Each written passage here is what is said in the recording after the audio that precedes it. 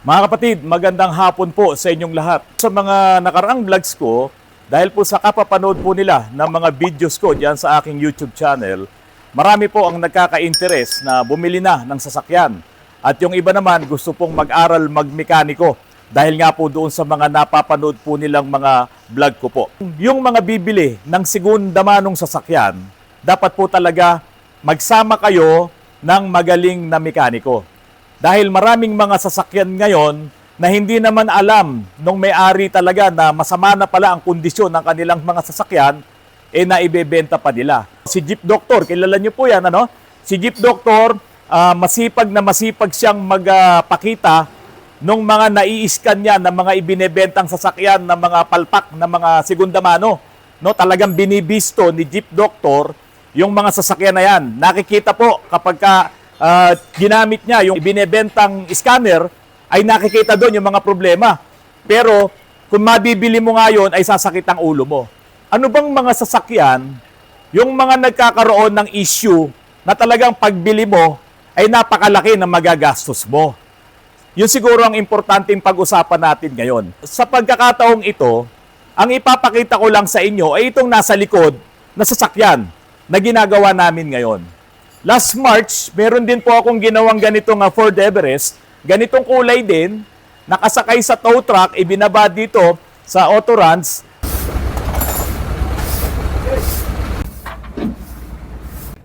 Isa pa, isa pa. Isa pa, isa pa.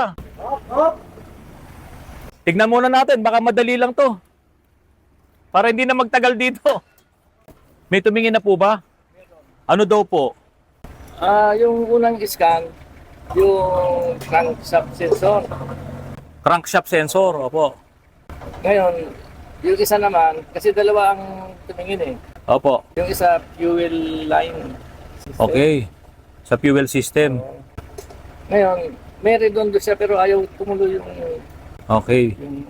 takbo Yung start niya. Wala naman yung iba, sinek yung mga fuses. Mm-hmm.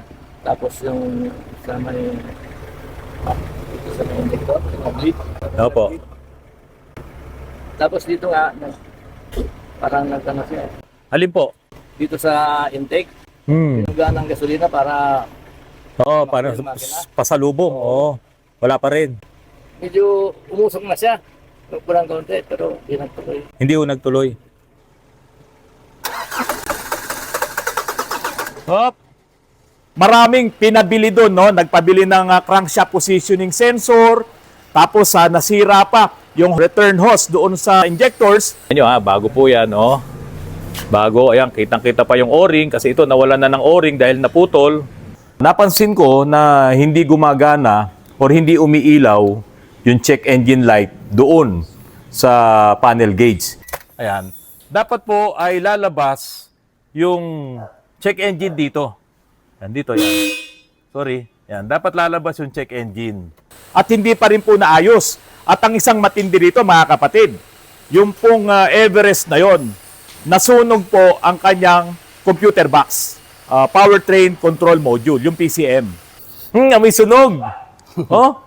Maamoy ba sa video? Hindi. Pero may tunog. Ayan, oh. Ayan, tumutunog. Sunog po talaga. Dito to nakakabit, mga kapatid. Ito, tingnan nyo rito. Dito po yan nakakabit. Itong PCM. Ayan, dyan po siya nakakabit, no? Okay, tinanggal ko na to. Sigurado na tayo, ito sira. Baho eh. Powertrain Control Module ay made in China. Oh, ayan na. Sige. Ayun. Wow, ayun, no? Oh, sunog na sunog, oh. Oh. Oh. Hindi talaga andar, kaya pala napakabaho. Oh. Pero mga kapatid, alam nyo ba yung issue na yon? Hindi lamang kay Autoruns nyo napanood yun. Kahit kay Bro Mats Mechanic, mayroon din siyang mga ipinakitang ganong mga issue nung Ford Everest na to.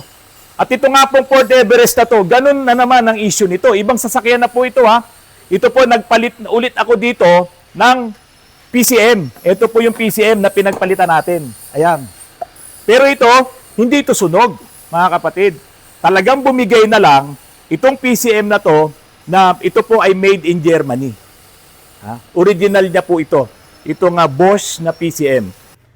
So, ito kasi, nung yung isang gumawa, ang sabi sa injectors daw, o ano malay natin, baka nagrekta-rekta dyan. Pero hindi, Doms, kasi China kasi. Mahirap din talagang magtiwala. Nagpa-reprogram po tayo ng computer box na naka-off po ang immobilizer. Kasi po, hindi talaga gagana rito ang basta ka na lang magpapalit ng ECU, segunda mano man o bago, kung hindi naman match yung kanyang immobilizer. Yan po ay naka-immobilizer off na po yan. Kaya ngayon, kapag in-start ko ngayon, itong Ford Everest na to, gagana na po yan. Umaandar na po. No? Pakita mo yung engine, Glenn. Ayan, umaandar na po yan. Okay? Oh. I-revolution ko po dito. Dito, Glenn.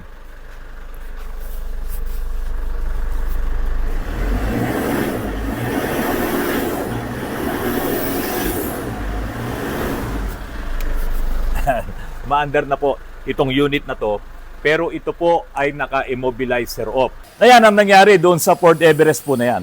At meron pa pong isang Ford Everest na ginawa namin. Ang sira naman po noon, ganito rin, PCM din. Ang issue naman noon, kapag unang start mo sa umaga, matagal bago mag-start. Tapos pag nag-start naman, gamitin mo, hindi naman na siya namamatay, gamitin mo hanggat gusto mong gamitin. Pero pag pinatay mo ang engine, mga ilang oras mo lang ipahinga, ganun na naman. Matagal na naman siya bago mag-start, hard starting siya. So, ang nangyari doon, ang dami kong pinalitan. Nagpalit ako ng common rail, nagpa-calibrate ako ng mga injectors kay Central, no, pati high pressure pump, pinaayos ko kay Central, pina-check ko, okay naman. So, ibig sabihin, marami kong ginawa doon para lang malaman kung saan nanggagaling yung kanyang hard starting sa engine. Mga kapatid, PCM pa rin. Ngayon, bakit ko binabanggit sa inyo? Yung mga mekaniko na nakapanood po sa akin ngayon, alam nyo, kung meron kayong na-experience na ganitong mga problema, nito pong Ford Everest po na to, yung series nito, na kapag ka po nagkakaroon ng problema, ang kanyang PCM, talagang magpapalit ka na po ng PCM, ng Powertrain Control Module. Bakit ko to sinasabi sa inyo? Total, ito naman ay segunda mano na. Hindi naman ako naninirang puri dito, hindi ko sinisiraan itong Everest na to. Ito po ang kanyang problema. Ito yung kanyang issue. So maraming mga Ford Everest ngayon, na katulad nito, ibinebenta, yung kamodelo nito, ay ganito po talaga ang madaling masirang pyesa. Diyan po sa Ford Everest po na yan. Kaya yung bibili ng segunda mano, baka mamaya, ma-inlove kayo sa ganitong Ford Everest, ibawas nyo na. Kagad, pagtawad nyo, doon sa may-ari nito, kung talagang interesado kayo na bilhin, ibawas nyo na yung halaga nito, pati yung pagpapagawa. Okay, mga kapatid, wala naman tayong magagawa doon kung talagang ito yung nasisira at gusto nyong bilhin. Pero may nabibili naman pyesa. Ngayon, kaya ako din naman isinama ulit ito sa vlog ko, baka mamaya matulad kayo doon sa ginawa ko nung March, na ang daming mga pinagpapalitan, hindi naman yun ang issue. Ito lang po ang issue niya. Mga kapatid, ito po yung lumang computer box. Napalitan ko na po ito ng computer box, yung PCM. At yun nga lang po, ang ipinalit natin ay surplus na computer box. Ito po ay Bosch made in Germany. Yung ipinalit natin ay made in Germany din. Ito po, pakita ko po sa inyo. Okay, ito pa oh. Ayan, made in Germany. Yung ating computer box na ipinalit. Okay, ito, i-start po natin ngayon ang engine. Christian, pakitangat mo nga yung nito, yung hood. Sige. Ito mga kapatid, may check engine na po siya. Ito, ayan. Check engine. Dati po, nung hindi pa napapalitan ng computer box ito, wala po yung check engine na yun. Ibig sabihin, hindi talaga gumagana yung computer box. Ngayon, start po natin. Yan, may start na po. Pakita mo yung Yan, naka-minor na po yan. Okay, re-revolution ko.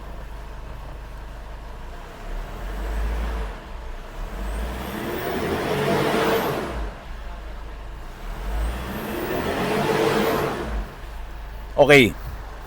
Dito tayo sa may engine bay. Yan po, umaandar na po yan. Wala tayong ibang ginalaw dito. Wala tayong ibang pinalitan. Pero ito, pinapalitan po ito doon sa dating mekaniko.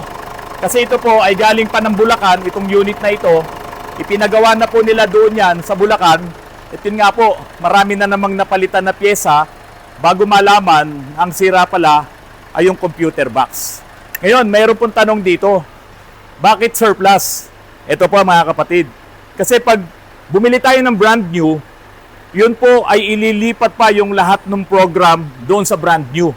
At iyon ang malaking issue. Yun ang malaking problema. Kaya po surplus ang binibili natin, i-immobilizer off lamang po natin yon at magagamit mo na po yung surplus na PCM. May kaunting relearnings, may kaunting mga trabaho sa scanning, lahat-lahat yun ay kasama na doon sa pagkakabit po nitong surplus na PCM. Patayin muna natin yung engine ha. Ako po kasi nagtitipid talaga ngayon dahil sa tumaas na naman ng halos 10 piso ang diesel. Hindi natin ngayon pinagtatagal na pinaandar yung mga makina. Kasi nga dahil sa mahal po ang diesel. Ngayon mga kapatid, hindi ko sinisiraan yung Ford dahil itong mga Everest na to, talagang yung ipinakita ko po sa inyo, yun yung kanyang issue. Tignan nyo po, marami ring nagastos yung may-ari nito bago dinala sa amin.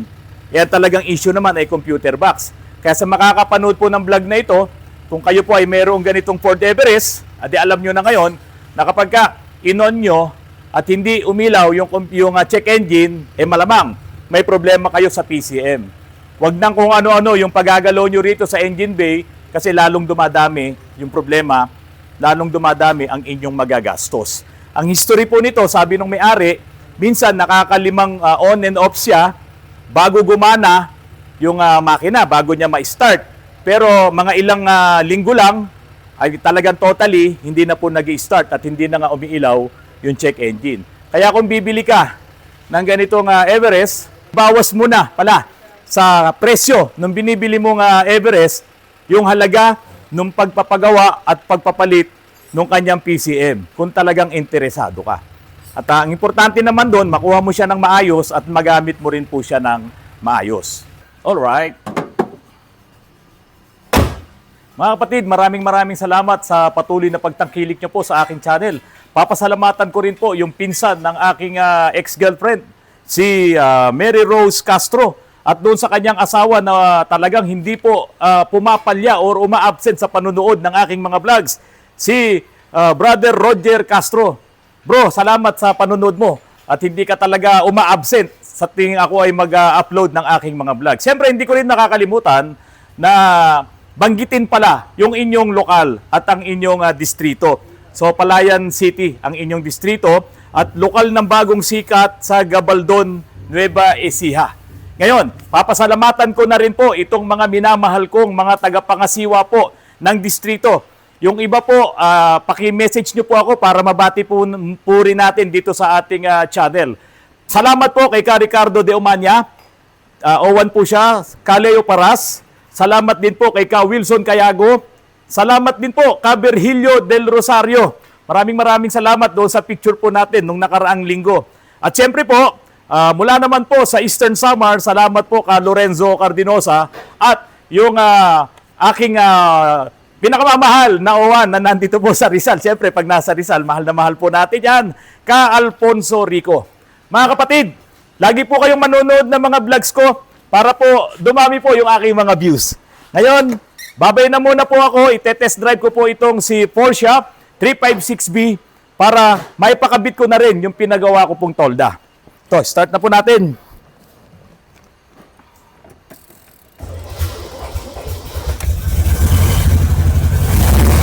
Ingay!